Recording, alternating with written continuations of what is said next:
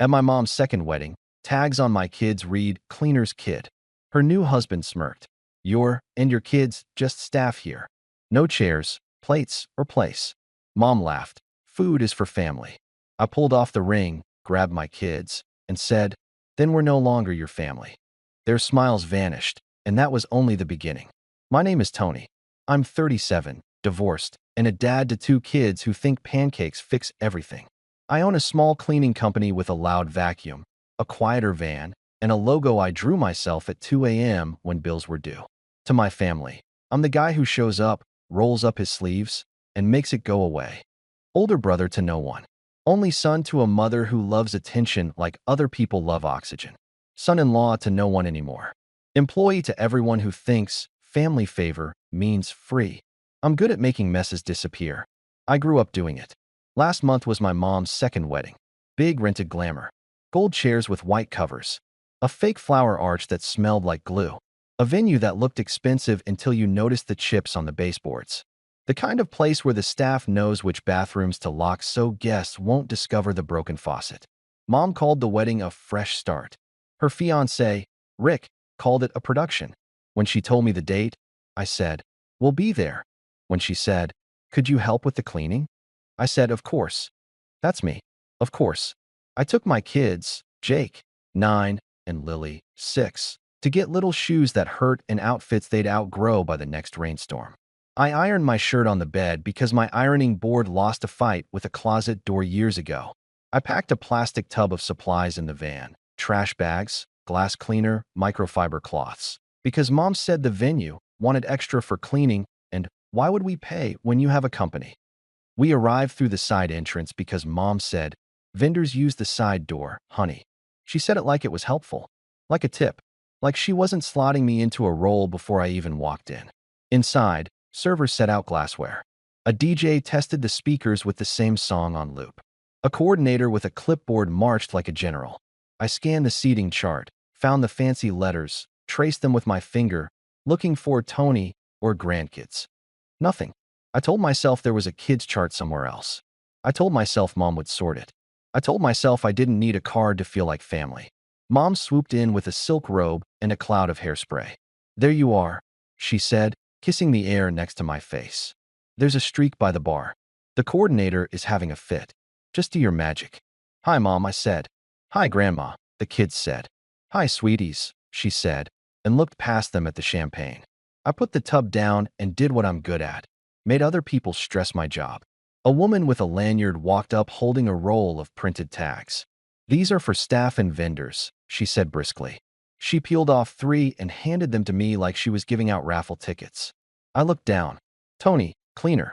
Jake, cleaner's kid. Lily, cleaner's kid. Jake frowned. Dad, why does mine say that?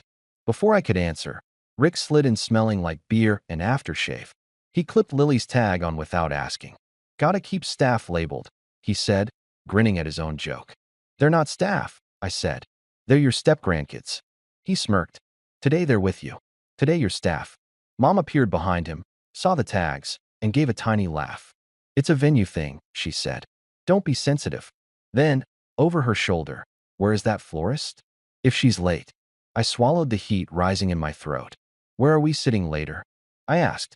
So I can put the kids' stuff down. She waved a hand. We'll figure it out. Can you wipe the mirrors in the bathrooms? They smear. I checked the mirrors. I checked the sinks. I checked my gut, which was telling me we had no place. 10 minutes later, I confirmed it. No chairs, no plates, no place cards. Not for my kids. Not for me. I found Mom near the bar and asked again. She didn't meet my eyes. You're not on the guest list like that, she said softly. Like she was telling me the weather. Your staff today? It's a rule. Food is for family. She smiled, and the smile hurt more than the words. Food is for family, she said again, and someone behind her laughed. I looked at Jake and Lily sitting on an upside-down crate by the kitchen door, swinging their legs, wearing plastic lanyards that told strangers exactly where we stood. Something in me tilted. Not a crash.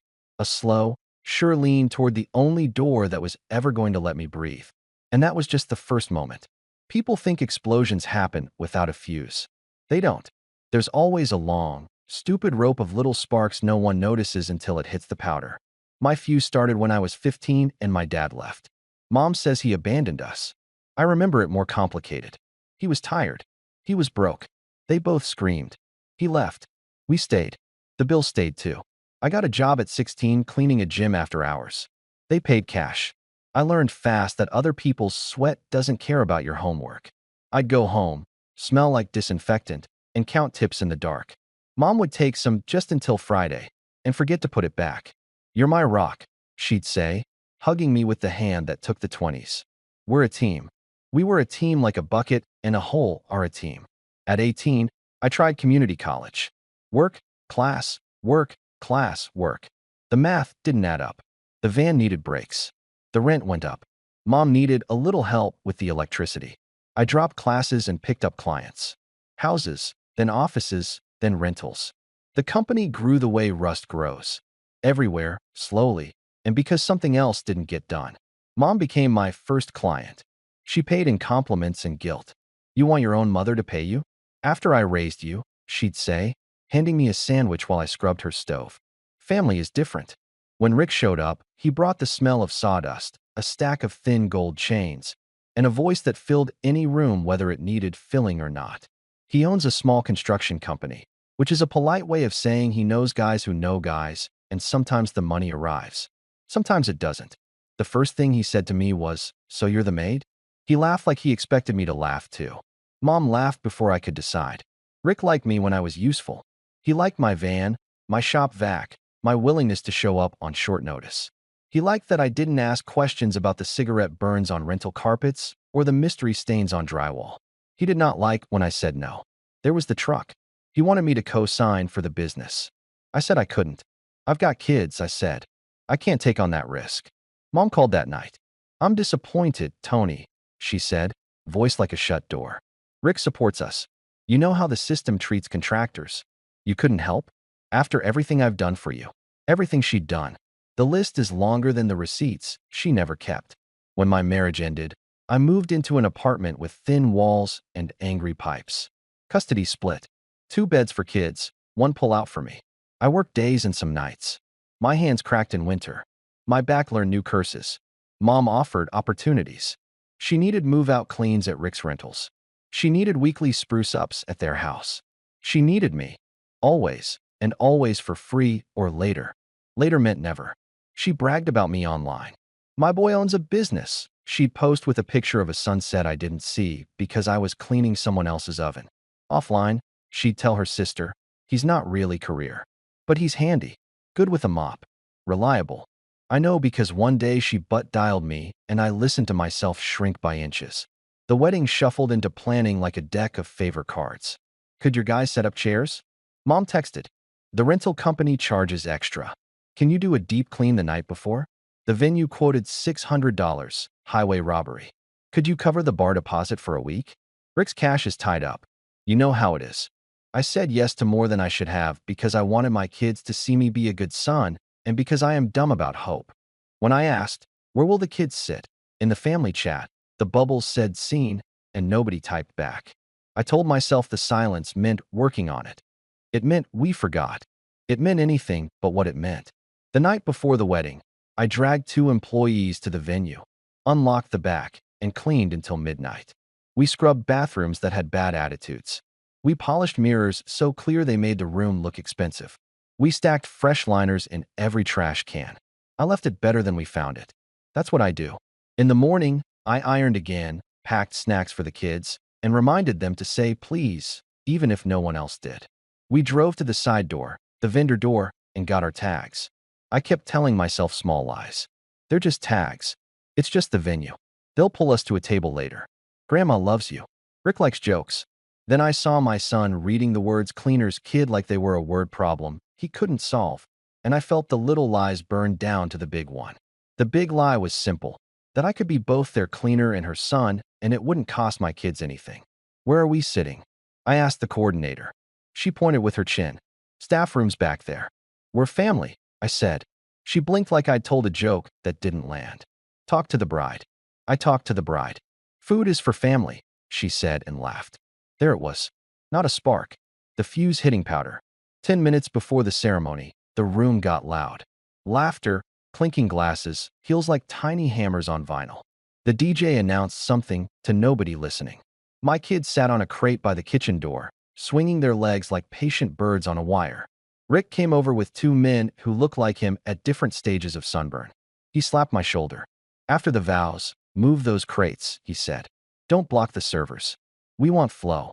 His friend nodded at the kids. They yours? Rick laughed. Cleaner's kids. Part of the package. Package. My son flinched like the word hit his ear wrong. Take the tags off, I told Jake. Grandma said he started. Take them off, I said softer. He unclipped his. I took Lily's off myself and pocketed both lanyards.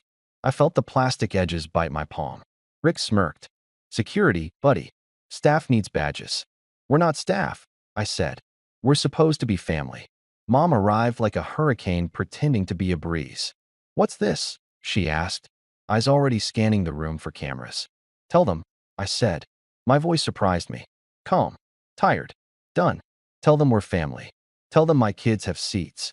Her eyes flashed the same warning they used when I was 8 and chewed too loud. We'll talk after, she hissed. Don't ruin my day. Jake's hand slid into mine. Did we do something wrong? He whispered. No, I said. I felt something in me lock into place like a tool clicking home. You didn't. I turned to Mom and Rick. You want me as staff? Staff gets paid and has contracts. You want me as family? Family gets seats and food and respect. What you want is free labor and cute photos. I'm done being both and getting neither. Rick rolled his eyes. It's a seating chart, not a morality play. I pulled the ring she'd given me at 18 from my pocket. She'd called it our circle. She'd said, family looks out for each other. I had believed her. If food is for family, I said, we're not your family. I set the ring on a table next to a card that read Rick's best man. The card looked so sure of its place. Don't you dare, Mom whispered. You'll regret this. No, I said, picking up Lily and squeezing Jake's hand. I regret staying this long. We walked out through the side door we'd used to come in because that was the only door anyone had opened for us. Behind me, Rick shouted, you and your kids are just staff here, like he was announcing the weather. I didn't look back. The car was quiet except for the sound of Lily's shoes tapping the seat. Jake stared at the place where the lanyard had been like his shirt might tell him what to feel. Are we in trouble? He asked finally. No, I said. We left a place that wasn't treating us right. Are we still family? Lily asked in a tiny voice. Yeah, I said. We're our own family. We got drive-through burgers in our nice clothes and ate in the car. The fries tasted like salt and relief. The kid at the window said, nice tie, and I said, thanks, it's new to me, because it was. My phone buzzed like a trapped bee. I let it. When the kids fell asleep at home, I scrolled. Mom, answer your phone. You embarrassed me. Mom, your tantrum ruined my photos. Mom, you need to come back and apologize before people talk. Then the money texts. Mom, the venue added the cleaning fee. You need to cover it. That was our arrangement. Mom, we wouldn't have booked such a nice place without you. Mom, you owe us this. I stared at that line. You owe us, and a tired part of me laughed. I opened a blank doc and made a list like I was writing an estimate. Weekly cleaning at Mom's old house, 3 years, unpaid. Rick's house deep clean when they moved, unpaid. Rental turnovers, 10 plus, mostly unpaid. Emergency scrub after tenant disaster, unpaid. Bar deposit for the wedding, paid by me. Venue deep clean the night before, paid in employee time and supplies. I added numbers. It beat $600 by a lot. Monday, I asked my accountant if I could send an invoice to family. He said, you can. Whether they'll pay is another story. Then he looked at me for a long, quiet second and said, send it. If they don't pay, treat it like tuition for a class you should have taken a decade ago. So I did. Client. MOM and Rick. Personal. NO discount. Line items. Dates. Rates. Total. $7,432. Notes. As per previous verbal agreements and completed services. Due upon receipt. I clicked send and waited for the sirens. They came fast. Mom, what is this? An invoice? For family. Rick, you got jokes, buddy. Mom, take this back. This is disgusting. You're punishing me for a misunderstanding. Me. From now on, I'm your son, not your cleaner.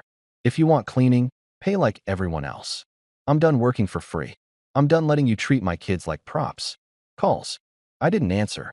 Aunt Lisa texted, "Your mom is crying in the bathroom." Uncle Tom, "Couldn't you suck it up for one day?"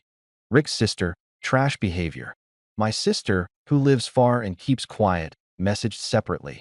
"Mom says you extorted her." What happened? I told her. The tags. The no seats. The sentence, "Food is for family." She typed nothing for a long time. Then, "She really said that?" I said yes. She wrote, "I'm sorry," and left it there. I was grateful for the space where judgment could have been. I did practical things. I removed Mom and Rick from the kids' school contact list. I checked my bank accounts for any old shared access. I told my crew, "We don't take jobs from them. If they call, we're booked forever." They laughed and said, "Finally." Work kept moving. Real clients still paid. The venue manager called me 2 days later. "I heard what happened," he said carefully. "You left quietly and didn't make my staff's job harder. We respect that here. We've got a contract for a post-event cleaning twice a month if you want it." I wanted it. I took it. I bought my team breakfast. Saturday, I took my kids to a diner. We got pancakes, extra syrup, extra napkins. The waitress called Lily Princess, and Lily believed her. Mid-bite, Aunt Lisa sent a photo from the wedding reception. Two little place settings at a kid's table. Cards that said Grandkid 1 and Grandkid 2. Plates untouched. Caption, "They put these out later." Later. Not for us. For optics. Jake saw the picture and frowned. "Is that our table?" "No," I said, locking my phone. "Our table is right here." He took a giant forkful and nodded. "Ours is better." It was. Days stretched. The family group chat cycled through guilt, anger, silence, and fresh guilt like weather. My invoice sat in their inbox like a small, square truth. I sent one polite reminder. Net 14. No caps, no exclamation marks. Mom texted back, "You're dead to me if you think I'm paying this." I didn't reply. I put my phone face down and helped Lily build a castle out of folded towels. Jake added a drawbridge made of a spatula. The castle fell apart and we laughed. At night, when the apartment was quiet, I could feel an old noise fading. The noise of always being on call for people who didn't mean the word family the way I do. The quiet was new. It made space for things like sleep. Like thinking. Like not thinking. I started to notice small changes. My back didn't hurt in the same sharp way. My mornings didn't start with texts that used please like a crowbar. I ate breakfast sitting down. The kids stopped asking, "Are we going to Grandma's this Sunday?" Because the answer was no, and the no wasn't a punishment, it was a boundary. The few people who matter showed up. Mark, my accountant, sent an email, "Proud of you." My crew put a post-it on the van's dash, "No free rides." My neighbor, Mrs. Grant, left a pie on our door with a note, "Heard a bit. Proud you protected those babies." She spelled protected wrong. The pie was perfect anyway. My ex and I had a real conversation that didn't end in stress. I told her what happened. She said, "I'm sorry," and meant it. She also said, "I've been telling you for years," and we both laughed because she had, and I hadn't been ready. I saw Mom once in a grocery store aisle. She pretended not to see me. I didn't chase her. The day the invoice hit 30 days unpaid, I marked it right off in my system and took a breath that felt like opening a window. Not because the money didn't matter, but because I finally believed the bigger math. Paying to keep a seat at a table where your kids are not welcome is the most expensive bill you can ever carry. 3 weeks and a handful of days later, my life is smaller in all the right ways. No weekly drives to scrub a house where my kids can't touch the good cups. No popover, texts that mean cancel your plans. No pretending the joke isn't that I am the joke. We have our own jokes now. Jake says, "Food is for family," when he passes me the ketchup, and we grin because we took the sentence that hurt us and made it ours. Lily calls any table we sit at our table, even if it's a park bench with splinters. I like the way the words feel in her mouth. Sometimes I think about the ring sitting in a dish on my dresser. I pick it up. It's heavier than it looks. I remember the day Mom gave it to me, the way she said circle and always like spells. I remember believing her. I don't anymore. Not in the way that kept me small. If there's a moral, it's simple enough to fit on a post-it. You don't owe anyone your labor, money, or silence just because they share your blood. People show you the fine print when they think you won't read it. Mom showed me mine printed on a cheap lanyard. Cleaner's kid. Rick, read the clause out loud. "You and your kids are just staff here." I read it, finally. Then I wrote my own. My contract says my kids eat first. My time has value. My boundaries aren't negotiable. Tables we sit at are ours because we're at them. If you can't offer a chair, I can offer a door. Will I ever speak to mom again? Maybe. People change. Sometimes the only way they change is when you stop making it easy not to. If she calls me and says, I'm sorry. I was wrong. I hurt you and your kids. I'm going to do better. I'll listen. If she says, you owe me, I'll hang up. In the meantime, I have pancakes to flip and towels to fold with small hands that turn everything into forts. I have a business to run for clients who sign checks with my name on them. I have a life where I'm not a prop in someone else's production. Last night, Lily fell asleep on my arm during a movie. Jake woke me up at the credits and said, Dad, you were snoring.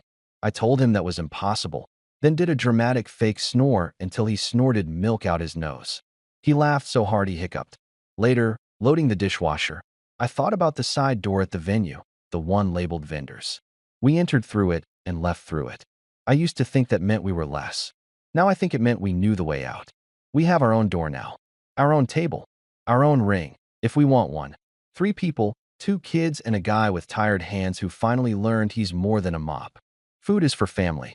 So is respect. So is peace. So is a paper plate with syrup on it at 8 p.m. On a Tuesday when homework is done and the living room looks like a toy store exploded and nobody cares. That's the ending and the beginning. I'm not waiting in the back anymore. I'm not wearing someone else's tag. I'm not asking if there's a place for us. There is. We made it.